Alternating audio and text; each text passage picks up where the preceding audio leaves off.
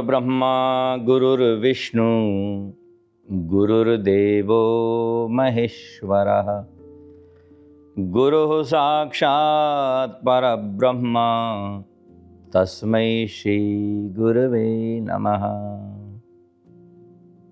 जय गुरुदेव। एक बार पुनः फ्रेंड्स वर्ल्ड टीवी के माध्यम से आप सभी से जुड़ने का सौभाग्य प्राप्त हो रहा है और इस बार हम चर्चा करने वाले हैं एक ऐसे सद्गुरु की, ऐसे महापुरुष की जो संसार में अपने जैसे वही है, अन्य कोई नहीं है। और उनके अवतार के पीछे की घटना भी बड़ी विचित्र है। जब भगवान अवतार धारण करते हैं तो उसमें कई बार पृथ्वी को कष्ट होता है, सज्जनों को कष्ट होता है, तब भगवान की प्रार्थना की जाती है और तब जब भगवान अवतार धारण करते हैं, है ना, वो हम जानते हैं। चाहे वो भगवान राम के अवतार की कथा हो, कृष्ण की अवतार की कथा हो, अन्य किसी देवता के अवतार की कथा हो, अवतरण की कथा हो, उसमें भगवान के अवतार के लिए प्रार्थना की जाती है। लेकिन ये ऐसा अवतार है, ये मानो स्वयं भगवान चाहते थे इस रूप में आना। मैं बात कर रहा हूं भगवान दत्तात्रेय की। भगवान दत्तात्रेय माता अनसुईया के पुत्र के माध्यम से प्रकट हुए। ऋषि अत्रि और अनुसुईया की चर्चा आप लोग रामायण में भी सुनते हैं। वनवास के समय जिन्होंने माता सीता को दिव्य वस्त्र दिए थे और पतिव्रता धर्म की चर्चा की थी कि पतिव्रता धर्म क्या होता है, ये समझाया था। साक्षात लक्ष्मी के अवतार धरती पुत्री माता सीता को भी जो उपदेश दे सकती हैं पतिव्रता धर्म का, वो कोई साधारण ऋषि पत्नी नहीं है। भगवान जब कोई लीला करते हैं तो उसके इर्द गिर्द ऐसा एक वातावरण की सृजना होती है। वह कई बार ऐसा लगता है कि ऐसा क्यों हुआ होगा, लेकिन भगवान जानते हैं कि कब किस रूप में कैसे उनको आना है और उसके लिए भूमिका क्या चाहिए। तो यदि शास्त्रों में देखा जाए, कथा को देखा जाए, इतिहास को देखा जाए, तो ऐसा पढ़ने को मिलता है, सुनने को मिलता है कि एक बार तीनों देवियों के समक्ष नारद जी ने ये बात रख दी कि संसार में अनुसुईया से बड़ी पतिव्रता कोई नहीं। और ये बात नारद जी ने माता लक्ष्मी, माता सरस्वती और माता पार्वती के सामने कही। अब देखो, लीला करने के लिए भगवान किसी न किसी को माध्यम बनाते हैं, तो नारद जी माध्यम बने और इस बात को सुनकर के साधारणतया, अब वो तो देवियां हैं, उनको प्रसन्नता होनी चाहिए, लेकिन इस बार प्रसन्नता नहीं हुई। इस बार उनको लगा कि हमसे भी बड़ा कोई पतिव्रता हो सकता है क्या, जो हमारे अवतार का कारण ही, हमारी उत्पत्ति का कारण ही हमारे पतियों की सेवा करना है। आप जानते हैं कि जब ब्रह्मा, विष्णु और शंकर की उत्पत्ति हुई तो उनके कार्य को, ब्रह्मा जी का काम सृष्टि करना, भगवान विष्णु का काम उसको चलाना, पालन करना, और भगवान शिव के अंश रुद्र का काम सृष्टि का संहार करके पुनर्जीवन देना। लेकिन ये अकेले देवता नहीं कर सकते थे, इसलिए उनकी शक्तियां उनके सामने रख दी गई, उनकी शक्तियों की सृष्टि हुई। भगवान विष्णु को माता लक्ष्मी मिली, ब्रह्मा जी ब्रह्माणी के साथ, जिनका दूसरा नाम महासरस्वती भी है, और शंकर भगवान को आदि शक्ति का ही स्वरूप गौरी माता मिली अर्धांगिनी के रूप में, यह सृष्टि स्थिति संहार का काम संभालने के लिए। तो तीनों देवियों को लगा कि हमसे बड़ा भी कोई पतिव्रता हो सकता है क्या? तो नारद जी की बातों पर उनको विश्वास न हुआ, तो उन्होंने सोचा कि इस बात को कैसे प्रमाणित किया जाए जो नारद जी कह रहे हैं। बल्कि नारद जी ने कहा कि देवियों रहने भी दो, क्योंकि आप कोई भी एक्शन लेंगे तो उसका क्या परिणाम होगा पता नहीं। लेकिन देवियों ने कहा नहीं, इस बात को तो सिद्ध करना ही होगा जो नारद जी ने कहा है। तब तीनों देवियों ने अपने अपने पति से कहा कि आप लोग जाएं और माता अनसुईया के पतिव्रता धर्म का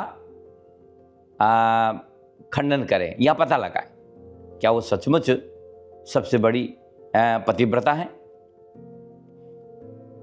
एक तरह से प्रतिस्पर्धा जैसी दिखती है ना यहाँ पर, और ये मनुष्य का एक स्वभाव जो होता है ना, उसकी एक झलक है यहाँ पर। लेकिन मूल में भगवान की लीला है, समझ लीजिए। तो भगवान शंकर, ब्रह्मदेव और भगवान विष्णु ने पहले तो देवियों से कहा कि इस बात को रहने दिया जाए, लेकिन जब देवियों ने नहीं सुना, नहीं माना, तो ब्रह्मा विष्णु शिव चले गए तीनों, और तीनों ने योगी का वेश बनाया। और इस बार इस वक्त जब आश्रम पर पहुंचे हैं तो तब अत्रि ऋषि आश्रम पर नहीं हैं, केवल माता अनसुईया है। और तीनों ने भिक्षा याचना की, माता से कहा भिक्षाम देहि। माता भिक्षा देने को तत्पर जब हुई तो एक क्योंकि परीक्षा लेने आए थे ना, तो अजीब प्रकार की शर्त रख दी कि हम ऐसे भिक्षा नहीं लेंगे, आपको हमें बिना वस्त्र भिक्षा देनी होगी। अब माता ने विचार किया कि ये लगते तो ऋषि हैं, लेकिन ऐसी शर्त रखने के पीछे क्या कारण हो सकता है। देखिए, हर परिस्थिति में यदि हम विवेक को आगे रखेंगे ना, अपने ज्ञान को आगे रखेंगे ना, तो हमें रास्ता मिल जाया करता है। मां को कोई क्रोध ना आया, उन्होंने कहा कि ऋषि ऐसा कह रहे थे, क्यों कह रहे हैं। तो अब उनके अंदर अंतर चक्षु तो उनके खुले हुए थे, उन्होंने देख लिया, जान लिया कि मेरी परीक्षा हो रही है। ये कोई साधारण ऋषि नहीं है, ये तीनों देव त्रिदेव मेरे आंगन में उतर आए हैं मेरी परीक्षा लेने के लिए। तो माँ ने कहा कि हाँ, अवश्य आपको भिक्षा मिल जाएगी आपकी शर्त के अनुकूल। तो तीनों देवताओं ने एक दूसरे का मुंह देखा और उसके बाद में विचार करने लगे कि अब क्या होगा।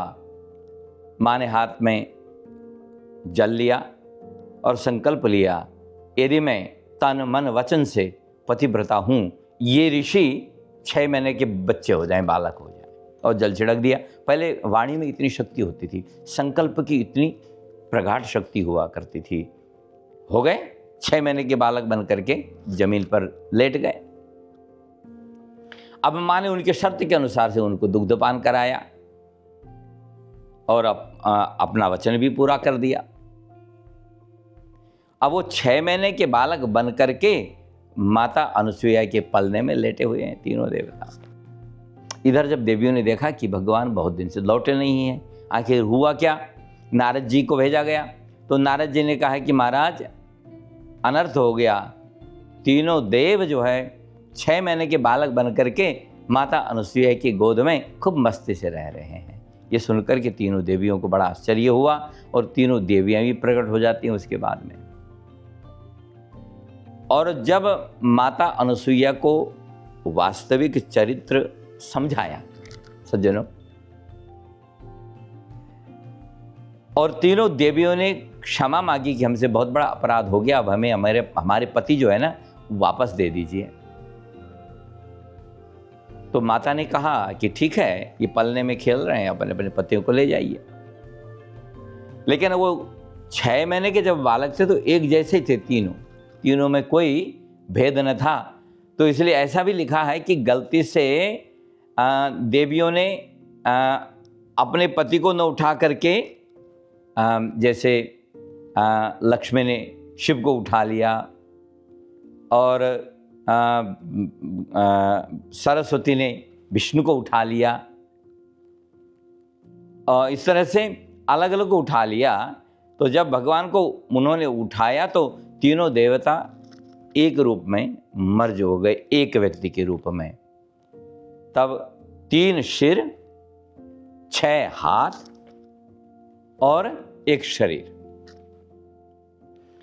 अब तो देवियों का पसीने छूट गए कि ये तो 3 से 1 बन गए, अब क्या किया जाए। फिर माँ की प्रार्थना की, भगवान की प्रार्थना की, और तब भगवान ब्रह्मा, विष्णु और शिव उसी शरीर से अलग अलग हुए।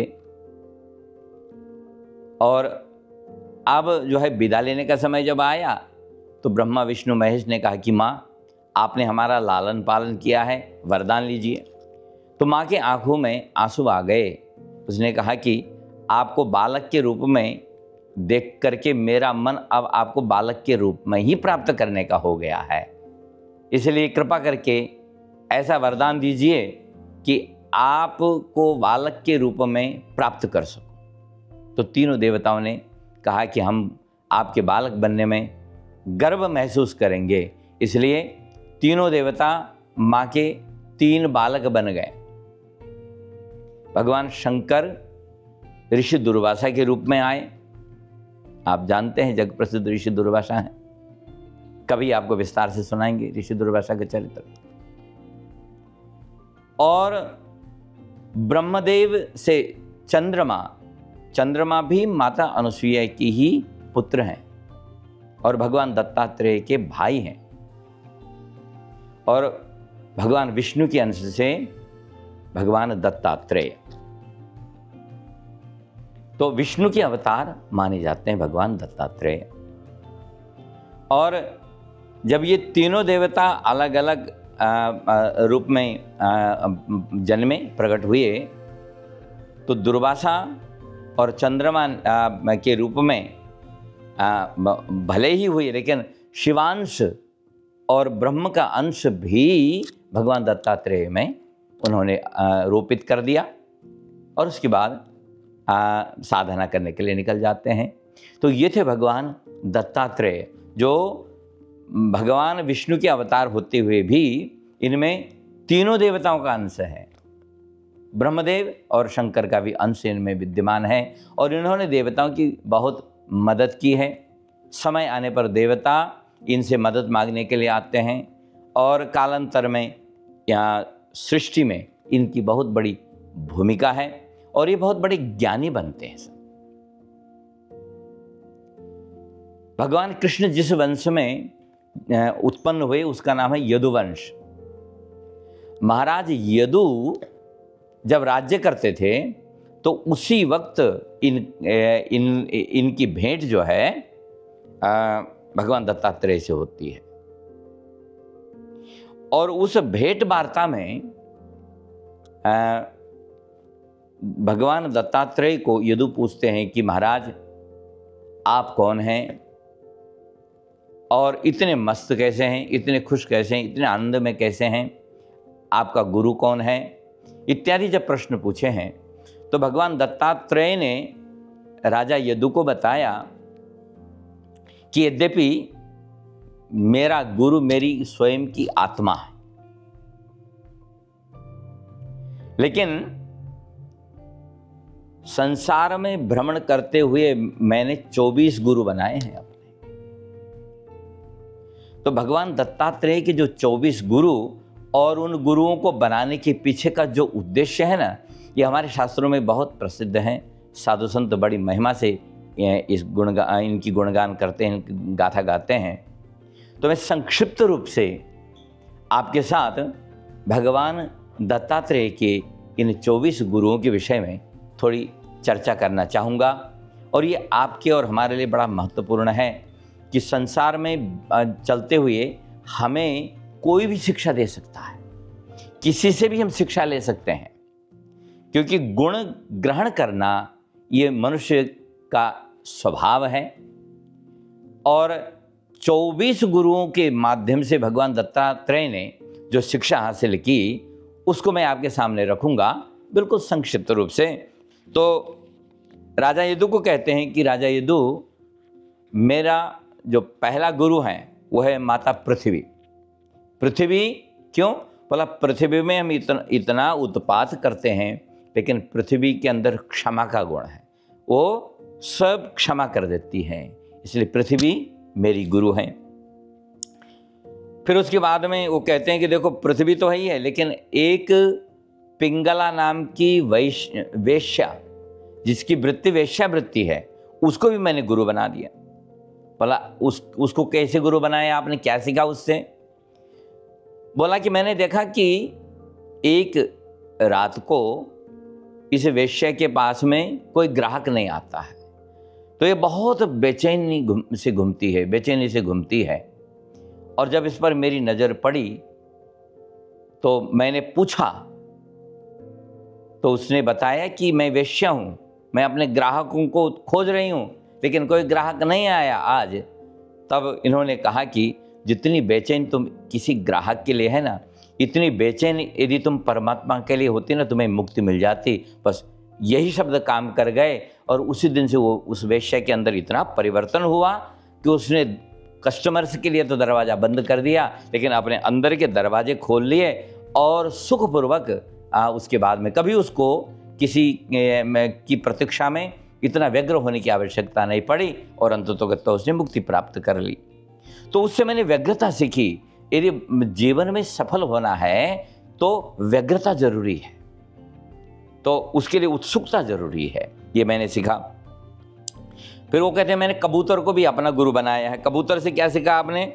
बोला कि कबूतर एक बार किसी बहेलिया उसको बोलते हैं जो जंगल से चिड़ियाओं के बच्चों को पकड़ता है या चिड़ियाओं को पकड़ता है, समझ लीजिए। एक बार एक कबूतर और कबूतरी के बच्चों को किसी बहेलिया ने पकड़ लिया, जाल में फंसा लिया, और अपने बच्चों को जाल में पड़े देख करके ये कबूतर और कबूतरी भी प्रेम के कारण और आसक्ति के कारण उस बहेले के पीछे पीछे चली गई बच्चों के चक्कर में, और उस बहेले ने इनको भी पकड़ करके इनको भी जाल में डाल दिया। तो मैंने ये सीखा कि आसक्ति आदमी को फंसाती है, इसलिए आसक्ति ठीक नहीं है। ये सीखा मैंने कबूतर और कबूतरी के जोड़े से। सूर्य भगवान को मैंने गुरु बनाया। मतलब सूर्य भगवान को आप कई बर्तन रख दें, उसमें जल भर दें, या कई दर्पण रख दें, उसमें देखें तो अलग अलग सूर्य दिखाई देता है। सूर्य अनेक रूपों में दिखाई देने पर भी वास्तव में एक है, जिससे मुझे पता चला कि भले ही भगवान सबके अंदर है, लेकिन वास्तव में है एक ही। जैसे माला में फूल अनेक हैं, लेकिन धागा एक है। तो मैंने इससे सूर्य भगवान से सीखा। 5वां गुरु बनाया मैंने महाराज। कौन सा? बोला वायु देवता को।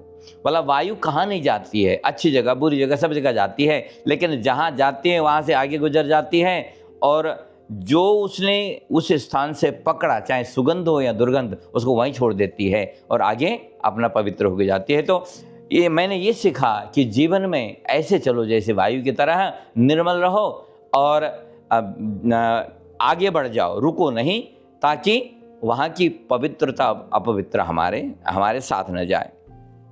वो कहते हैं देखो मैंने हिरण को देखा एक बार, उसको गुरु बना लिया। बोला क्यों? हिरण को संगीत बहुत पसंद है, वीणा बहुत पसंद है।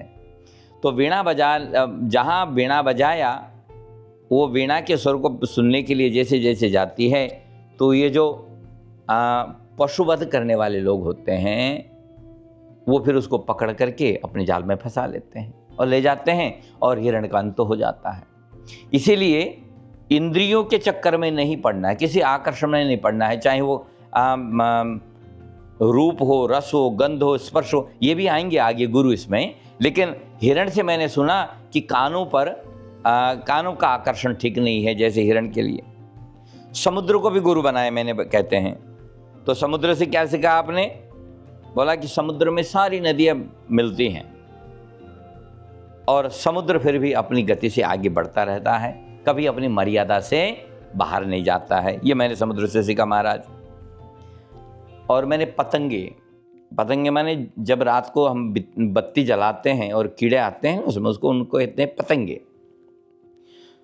तो जब बत्ती जलती है तो ये पतंगे आते हैं और बेचारे जल जाते हैं और समाप्त हो जाते हैं। तो ये रूप का आकर्षण है। तो मैंने सोचा ये पतंगे मेरे गुरु बन गए, इनसे मैंने सीखा कि रूप का आकर्षण भी ठीक नहीं है। फिर मैंने हाथी को भी अपना गुरु बना लिया। हाथी ने क्या सिखाया आपको? बोला हाथी ने सिखाया कि हथनी के इस आकर्षण में ये हाथी पकड़ा जाता है। जंगल में जब हाथी को पकड़ना हो तो एक ही उपाय होता है कि नकली हथनी बना करके रख दो, बीच में गड्ढा कर दो, ऊपर से थोड़ा सा उसमें कुछ घास वास ढक दो और हाथी देखता है, मदमस्त रहता है, नीचे तो देखता नहीं, केवल हथेली की तरफ उसकी नज़र होती है, गड्ढे में गिर जाता है, फिर उसको काबू में करके पकड़ लिया जाता है। तो हाथी भी इंद्रियों के चक्कर में, माने काम वासना के कारण पकड़ा गया। इसलिए मैंने हाथी को गुरु बनाया कि काम वासना नहीं करनी चाहिए, ये भी फंसने का एक बढ़िया वो है। तो हाथी मेरा गुरु हो गया। फिर आकाश से मैंने सीखा महाराज। आकाश से सीख सकते हैं कि हर स्थिति में एक समान रहना चाहिए। आकाश हर जगह एक ही जैसा है। आप कहीं भी चले जाओ दुनिया में, आसमान का कलर एक है, एक जैसा ही लगता है। तो एक ही जैसा रहना चाहिए हर परिस्थिति में। ये मैंने आकाश से सीखा। दत्तात्रेय भगवान कहते हैं सज्जनों कि जल भी मेरा गुरु है। जल से हमेशा पवित्र रहना चाहिए, ये सीखा। पवित्र जल पवित्र ही तो करता है ना। तो जैसे जल पवित्र करता है, पवित्र रहता है, उसी तरह से मैंने जल से पवित्रता सीखी है। और फिर मैंने देखा एक बार कि जंगल में मधुमक्खियों ने एक छत्ता लगाया था, उसमें खूब शहद एकत्रित किया था। तो इतने में वो ये मधुमक्खी का शहद काटने वाले जो लोग हैं वो आए, उन्होंने धुआं किया और मधुमक्खियों को भगा दिया और छत्ते में जितना शहद इकट्ठा किया था उसको ले गए। तो मैंने सीखा कि संग्रह अच्छा नहीं है। इन मधुमक्खियों ने इतनी मेहनत करके इतना इकट्ठा किया था, लेकिन अंततोगत्वा उन्होंने खाया भी नहीं, ये मधुहरता जो है वो उठा करके ले गया। तो ये मैंने सोचा कि संग्रह अच्छी बात नहीं है, इसलिए मैंने मधुमक्खियों को गुरु बनाया कि संग्रह नहीं करना चाहिए। और फिर मछली को भी गुरु बनाया। क्यों? मछली स्वाद के चक्कर में फंसती है। नहीं, जब हम जो ये फिशिंग करने वाले लोग होते हैं क्या करते हैं, मधुमक्खी के लिए जो मछली के लिए जो कुछ डालते हैं जल में, उसके आकर्षण में वो खाने के चक्कर में आती है और फंस जाती है। तो जीव का आकर्षण भी अच्छा नहीं है। हमारे जो जीव है ना, ये स्वाद, ये मैंने ये जो मछली से सीखा महाराज, इसलिए मेरी गुरु मछली भी है। फिर एक पक्षी है जिसका नाम है कुरर। कुरर पक्षी क्या करता है कि वो अपने शिकार को मुंह में दबा करके जाता है, सोचता है कि कल खाऊंगा या शाम को खाऊंगा या बैठ के खाऊंगा अन्य स्थान में। लेकिन जब वो मुंह में दबा करके अपना शिकार ले जाता है, ले जाती है जो भी है, तो और जो बड़े पक्षी हैं आकर के उसमें झपेटा मार करके उसी मुंह से छीन के ले जाते हैं और उसको कुछ नहीं मिलता है। मैंने उस पक्षी से सीखा कि बस अभी जो कुछ चाहिए उपयोग करो और बचाने की आवश्यकता नहीं है। बचाओगे तो दुश्मन बहुत बढ़ जाएंगे। ये सोच करके मैंने उसको भी अपना गुरु बना लिया। अभी 14 गुरु हुए हैं, तो और भी गुरु हैं, 24 गुरु हैं। तो 15वां गुरु कौन है? बोला एक छोटा बच्चा। छोटा बच्चा क्या करता है? बोला खेलता रहता है, मस्त रहता है, भूख लगती है तो रोता है, माँ बाप उसको दूध पिलाते हैं, मस्ती से सो जाता है। और दुनिया में क्या हो रहा है इस बच्चे को कोई लेना देना नहीं है। इसको बस अपना खाना पीना, खेलना और सोना, बस मस्त रहना।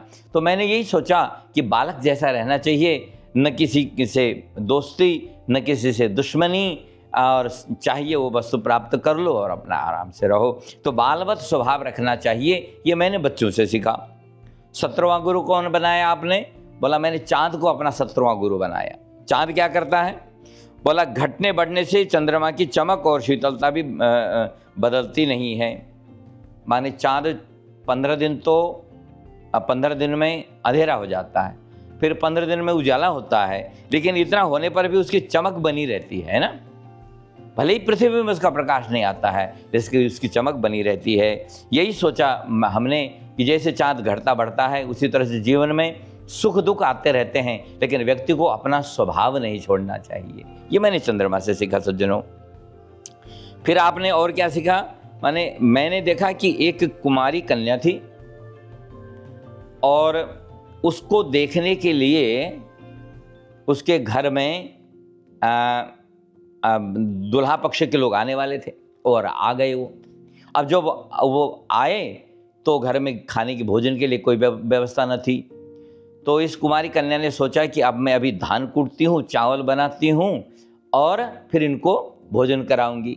लेकिन जब वो धान कूटने लगी तो उसके हाथ में चूड़ियाँ थी, तो चूड़ियाँ जब थीं तो जैसे वो चावल कूटे तो चूड़ियाँ बजने लगी। तो इससे उनको पता चल जाएगा जो घर में अतिथि आए हैं कि अरे इनके घर में तो चावल भी नहीं है। तो उसके लिए उसने क्या किया, पहले कुछ चूड़ियाँ निकाली, फिर आधी की, फिर 2-2 रहने दी। 2-2 रहने के बाद में भी जब वो धीरे धीरे आवाज़ करने लगी तो उसने सारी चूड़ियाँ निकाल दी, खाली एक एक रखी हाथ में। आराम से धान कूट के भोजन बना करके अतिथियों की सेवा कर दी, किसको कानो कान पता भी नहीं चला। तो मैंने उस कुमारी कन्या से क्या सीखा कि 1 से 2 रहेंगे तो आवाज़ करेंगे, झगड़ा झंझट होगा, मैं तू होगा। इसलिए यदि साधना करनी है, साधक को अकेले रहना चाहिए, ये सीखा। इसलिए मैं अवधूत अकेला रहता हूँ, किसी के साथ रहता नहीं हूँ। ये मैंने उस कुमारी कन्या से सीखा, उसको गुरु बना लिया। देखो बढ़िया बात है ना। और एक बार मैं जा रहा था और एक व्यक्ति तीर बनाते, उस वक्त तीर यही धनुष बाण बनते थे होंगे ना, तो तीर सीधा कर रहा था, वो तीर बना रहा था। तो तीर सीधा करने के लिए उनको बड़ा ध्यान से करना पड़ता है। तो वो तीर सीधा कर रहा है, मैंने देखा कि सामने से बहुत बड़ा राजा का जुलूस चला गया। और थोड़ी देर के बाद में एक आदमी आया, उसने पूछा कि भाई तुमने इधर से किसी जुलूस को जाते देखा? तो उसने कहा कि नहीं मैंने किसी को नहीं देखा। बोला कैसे नहीं देखा? मैं तो अपना तीर बनाने में मस्त था, इसलिए मुझे पता ही नहीं कौन आया कौन गया। तो मैंने इसको गुरु बना लिया। बोला ध्यान करना हो तो ऐसे करना चाहिए, संसार में क्या हो रहा है इसको छोड़िए, लेकिन अपनी मन को जो उद्देश्य है, जो ध्येय है, जहाँ हमको धारणा करनी है, बस वहाँ पर स्थिर रखना चाहिए। ये मैंने उससे सीखा। इसे तीर बनाने वाले को भी मैंने गुरु बना लिया। तो भगवान दत्तात्रेय कहते हैं कि वो तो ठीक है, मैंने सांप को भी अपना गुरु माना। सांप ने क्या सिखाया आपको? बोला कि सांप ने सिखाया कि किसी भी सन्यासी को अकेले ही जीवन व्यतीत करना चाहिए, क्योंकि जगह जगह ज्ञान बांटते रहना भी चाहिए। ये मैंने सांप से सीखा। दूसरा, मकड़ी से मैंने क्या सीखा? तो मकड़ी जाल बनाती है, उसमें रहती है और अंत में पूरे जाल को खुद ही निगल जाती है। भगवान भी अपनी माया से सृष्टि की रचना करते हैं और अंत में उसी को अपने में समेट लेते हैं। ये मैंने सीखा मकड़ी से, मकड़ी जो जाला बनाती है। 22वां गुरु है भगवान दत्तात्रेय का, एक कीड़ा होता है जिसको भृंगी कहते हैं। ये जो भृंगी कीड़ा है, इसको भंवरा जो है कैद कर लेता है और उसके इर्द गिर्द घूमता रहता है। और ऐसा बताया गया है कि ये भृंगी जो कीड़ा है इतना डर जाता है और उस भंवरे में इतना तन्मय हो जाता है कि ये खुद भंवरा बन जाता है। तो मैंने किस कीड़े से सीखा कि भृंगी कीड़े से सीखा कि बुरी जगह जहाँ जैसी सोच में मन लग जाए या अच्छी जगह जहाँ मन लग जाए, हमारा मन वैसा ही हो जाता है। तो जैसे संगति करेंगे वैसा ही मन बना करता है। तो अच्छे लोगों के साथ उठना बैठना होगा तो अच्छी अच्छी चीज़ें हमारा मन प्रोड्यूस करेगा, हमारे विचार प्रोड्यूस होंगे। वैसे मन किस तरह से काम करता है ये अलग सब्जेक्ट है एक, और उसके लिए किन चीज़ों पर कंट्रोल करना चाहिए वो एक अलग समय पर हम लोग उस पर चर्चा करेंगे। लेकिन यहाँ पर भृंगी नाम का कीड़ा स्वयं भंवरा बन जाता है। भंवरे का को सुन करके, देख करके डर के मारे बदल जाता है। वैसे मनुष्य का मन भी अच्छी और बुरी संगत पा करके बदल जाया करता है। ये मैंने इससे कीड़े से सीखा। तो सज्जनों, 23वां गुरु जो है मधुमक्खी है। मधुमक्खी और भौरे अलग अलग फूलों से पराग लेके आते हैं, शहद लेकर के आते हैं। तो जहाँ शहद वहाँ मधुमक्खियाँ। तो मैंने ये सोचा कि संसार में जहाँ ज्ञान मिले वहाँ से ज्ञान ले लेना चाहिए। एक ही जगह पर क्यों टिके रहें? जिस फूल में शहद है, जिस फूल में सुगंध है, उस फूल में जा कर के शहद लेना चाहिए, सुगंध लेनी चाहिए। ये मैंने भवनों से सीखा, मधुमक्खियों से सीखा सॉरी। और अंतिम और 24वां गुरु भगवान दत्तात्रेय का है अजगर। अजगर क्या करता है? कहावती है कि अजगर करे न चाकरी, पंछी करे न काम। अजगर मस्ती से सोता रहता है, कुछ नहीं करता है। भूख लगती है तो जाता है, शिकार करता है और फिर सो जाता है। तो जिनको साधना करनी है उनको जीवन में बहुत ज़्यादा परिश्रम नहीं करना चाहिए और बहुत ज़्यादा संग्रह भी नहीं करना चाहिए और बहुत ज़्यादा मन को इधर उधर भी नहीं भटकाना चाहिए। बस पेट भरने के लिए भगवान व्यवस्था कर दें तो उतने से मस्त रह करके साधना करके मुक्ति का प्रयास करना चाहिए। तो सज्जनों, इसमें से बहुत सारी चीज़ें केवल साधु संत जिन्होंने संसार का त्याग कर दिया है उनके लिए लागू होती हैं। आप और हम जो साधारण घर गृहस्थी वाले हैं, इन 24 गुरुओं को और 24 गुरु की शिक्षा अपने हिसाब से ले सकते हैं।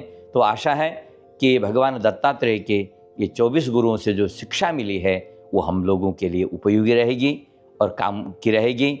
और इन्हीं शब्दों के साथ में हम भगवान दत्तात्रेय को प्रणाम करते हुए उनकी कथा को यहीं विराम देते हैं। जय सद्गुरुदेव।